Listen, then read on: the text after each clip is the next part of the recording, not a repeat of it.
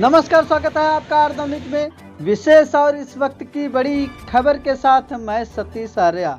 Suhel Dev Bharatiya Samaj party के राष्ट्रीय अध्यक्ष और पूर्व मंत्री ओम प्रकाश राजभर ने सीतापुर के रामकोट थाना क्षेत्र के बउआपुर गांव में एक जनसभा को संबोधित किया, जहां पर उन्होंने सुनील राजवंशी को अपनी पार्टी में शामिल करते हुए उनका स्वागत किया। आपको बता दें, सुनील राजवंशी काफी दिनों से बहुजन समाज पार्टी में रहने के बाद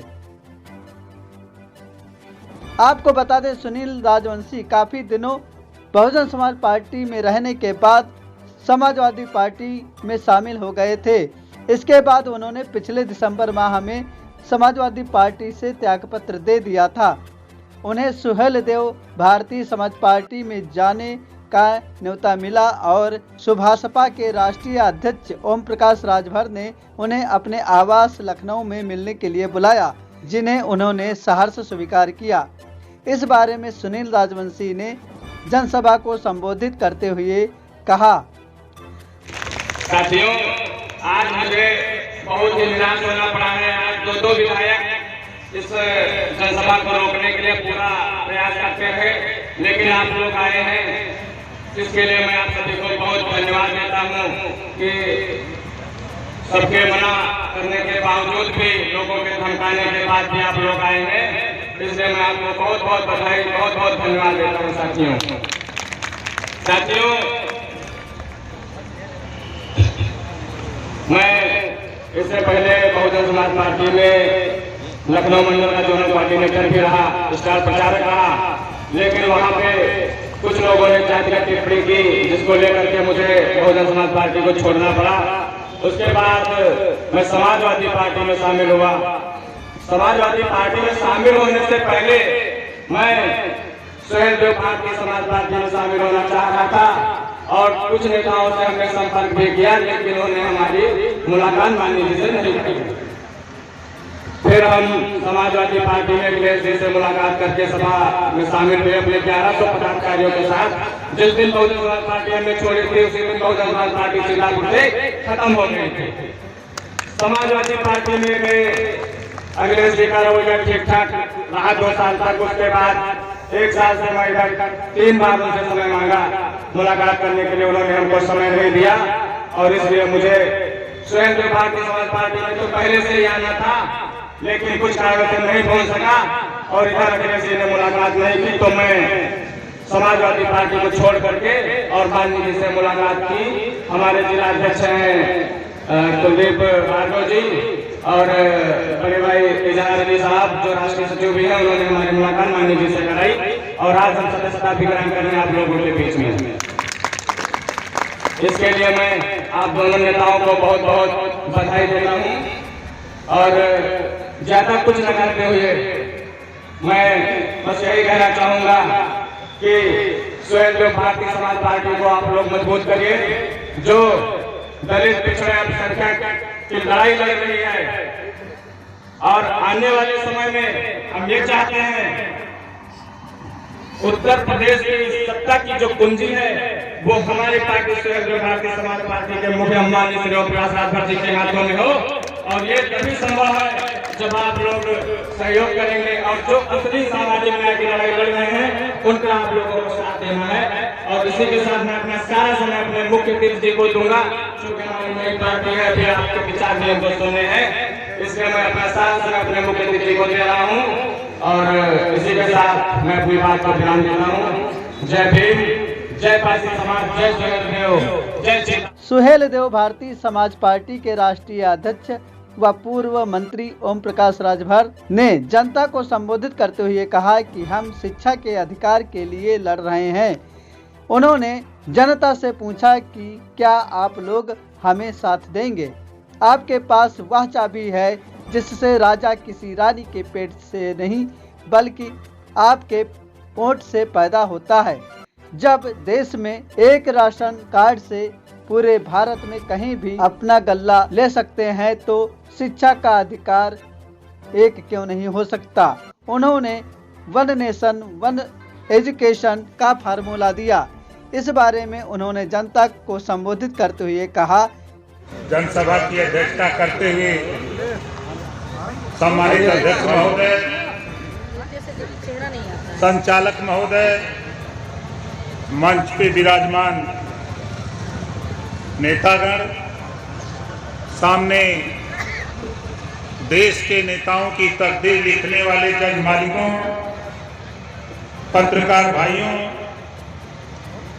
सुरक्षा में लगे सुरक्षा कर्मचारी अधिकारीगण, हमारे पत्रकार भाइयों की भी चाहत थी कि कोई पत्रकार सदन में जाए। हमने कोशिश की, परिस्थितियां साथ नहीं दिया, कोई बात नहीं। आज हमारे दूसरे सुनील राजवंशी जी पार्टी ज्वाइन कर रहे हैं, जोरदार ताली बजा के स्वागत करिए। एक आध ताली बजाओ में तो रुपया नहीं लगेगा ना,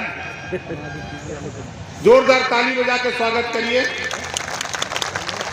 सुनील जी से हमारी बात लखनऊ भइल बा, काफी हमारी इनकी वार्ता हुई। हम लोग चाहत का है, एक कड़ाके की ठंड में हम आपको तकलीफ क्यों दे रहे हैं? हम आपका ध्यान ले जाना चाहते हैं आज के 5000 साल पहले, जब इस देश में गौतम बुद्ध जी ने एक उपदेश दिया, समता, स्वतंत्रता, बंधुत्व और न्याय का संदेश महात्मा गौतम बुद्ध जी ने दिया। उन्हीं की लड़ाई को आगे बढ़ाने का जब प्रयास हुआ, इस देश में वर्ण व्यवस्था बनी, ब्राह्मण, क्षत्रिय, वैश्य, शूद्र। उस समय एक संविधान बना, मनुस्मृति, उसमें व्यवस्था बनी कि शूद्रो शिक्षा न देता, शूद्र को शिक्षा न दिया जाए। अभी हमारे यादव भाई हो, चाहे पटेल हो, चौहान हो, बिंदो, केवट हो, मल्लाह हो, राजभर हो, अर्कवंशी हो, बंजारा हो, बहेलिया हो, पासवान हो, पासी हो, दुसाद हो, अभी ये समझ नहीं पाते। उस समय नारी को पढ़ने लिखने का अधिकार नहीं था, चाहे वो सामान्य वर्ग, चाहे ब्राह्मण हो, चाहे क्षत्रिय हो, चाहे वैश्य हो, चाहे शूद्र, नारी को, महिला को पढ़ने लिखने का अधिकार नहीं था। तब पैदा होते हैं महात्मा ज्योतिबा फूले। महात्मा ज्योतिबा फूले ने कहा कि सबको शिक्षा एक समान। अपनी पत्नी सावित्रीबाई फूले को पढ़ाकर पहला स्कूल खोला। स्कूल खोलने के लिए अगर जमीन कोई दिया तो फातिमा बेग मुसलमान की बेटी ने जमीन दिया, और सावित्रीबाई फूले ने विद्यालय खोल करके महिलाओं को पहले पढ़ने लिखने का अधिकार शुरू किया। उसी बात को आगे बढ़ाने के लिए हमारे तमाम यहाँ बुजुर्ग बैठे हैं। उस समय छुआछूत चरम पे था, कुएं पे नहीं चढ़ने दिया जाता था, बर्तन में पानी इंसान नहीं पी पाता था। धन है छत्रपति साहू जी महाराज, उन्होंने एक आंदोलन छेड़ा और दलित के बेटा को पैसा देके चाय की दुकान खुलवाया, और खुद राजा छत्रपति साहू जी महाराज चाय की दुकान पर पैसा देके दुकान खुलवाया और खुद चाय पीने जाते थे। विरोध हुआ, उन्होंने नहीं माना। सबसे पहले अगर देश में 50% आरक्षण किसी ने दिया तो छत्रपति साहू जी महाराज ने अपने राज्य में आरक्षण देकर के शूद्रों को आगे बढ़ाने का काम किया। उसी लड़ाई के बाबा साहब डॉक्टर अंबेडकर जी उसी लड़ाई को लड़ते लड़ते मौका मिला भारत का संविधान बनाने का। तमाम लोग साथ छोड़ दिए जो कमेटी थी, लेकिन धन्य है बाबा साहब डॉक्टर अंबेडकर जी, उन्होंने एक ग्रंथ बना के दिया और उस ग्रंथ में सारी समस्या का निदान कर दिया। सबसे पहले उन्होंने रानी के पेट का ऑपरेशन कर दिया कि अब रानी के पेट से राजा नहीं, अब बैलेट बॉक्स से राजा पैदा होगा।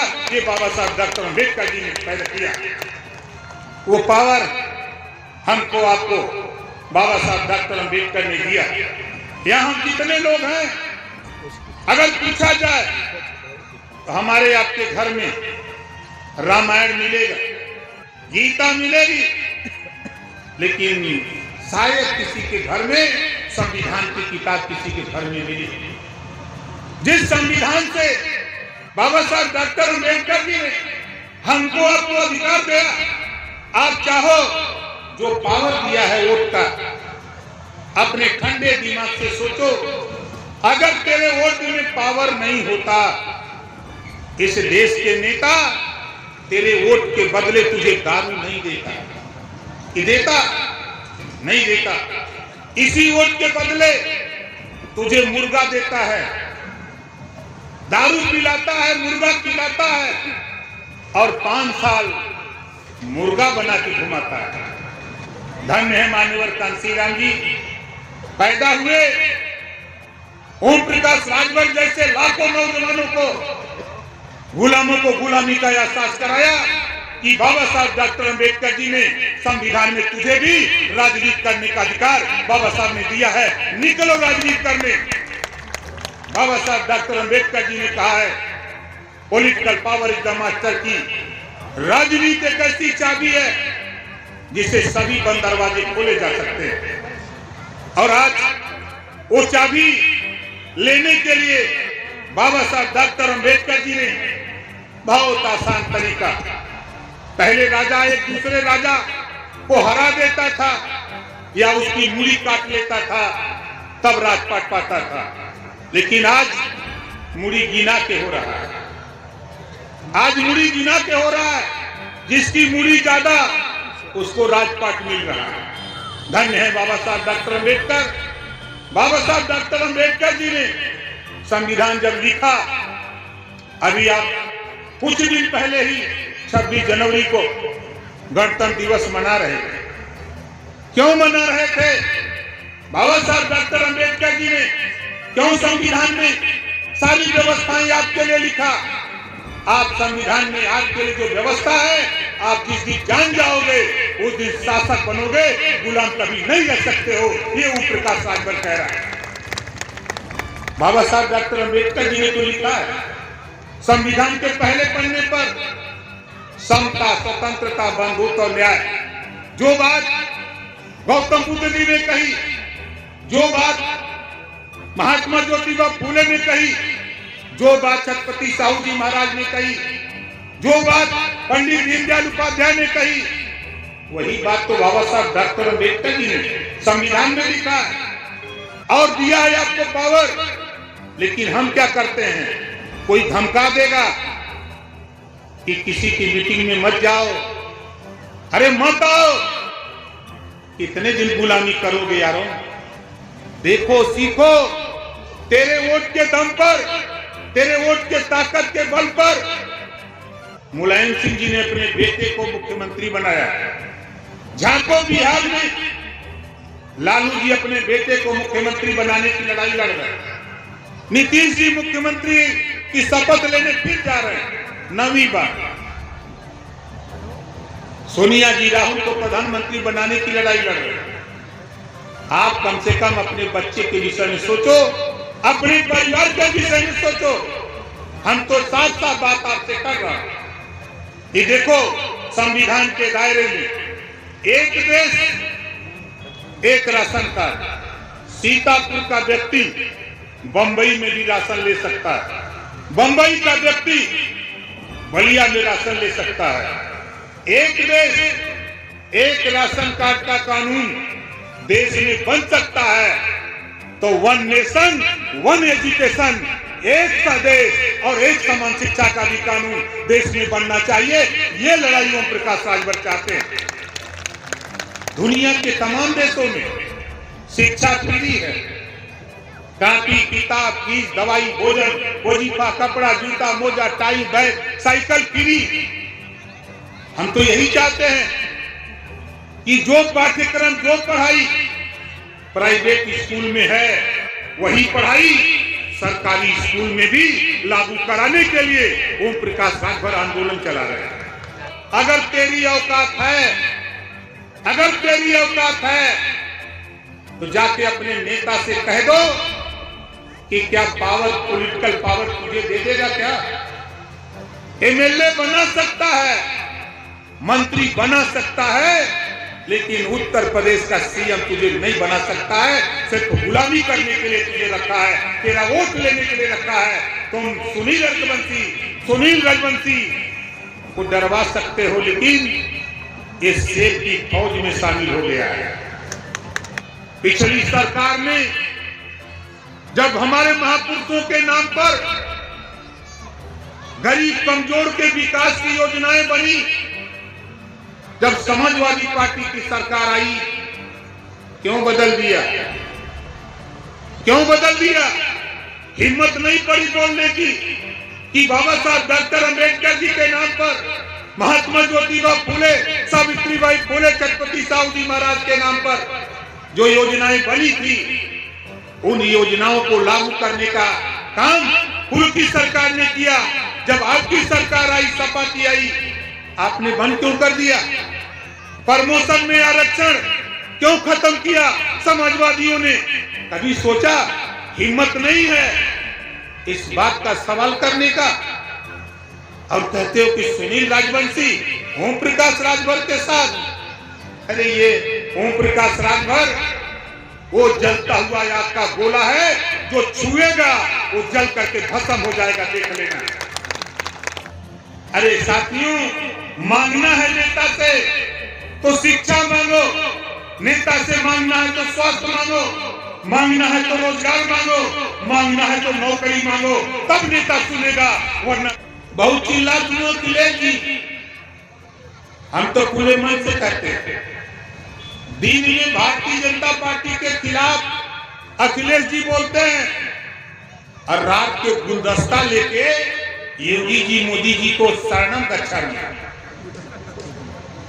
रात्रि के जाके कहते हैं कि गोमती रिवर फंड में और जो फंड में हमारा नाम है, हमारे परिवार का नाम है, उसको बचाए रखना। हम मोदी जी प्रधानमंत्री आपको देखना चाहते हैं। 9% आबादी यादव का, 4 बार मुख्यमंत्री, 20% आबादी मुसलमान का, ये बाजा बजावत गिलगिला धुआं।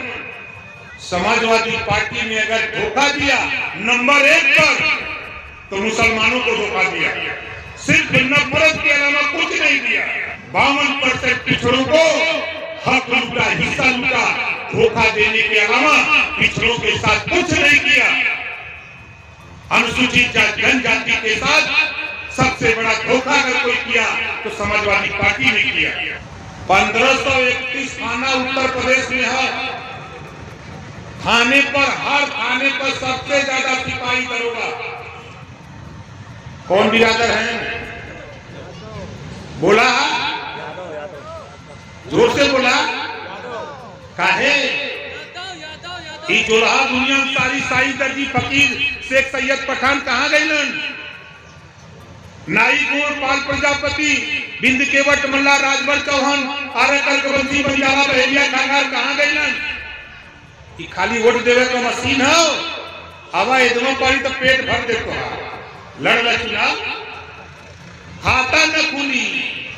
कि जो बाबा साहब डॉक्टर अंबेडकर जी ने पावर दिया है, देखो वोट के पावर के दम पर, वोट के पावर के दम पर आज अयोध्या में भगवान राम का मंदिर बना, तो बोलो वोट के पावर के दम पे बना है ना?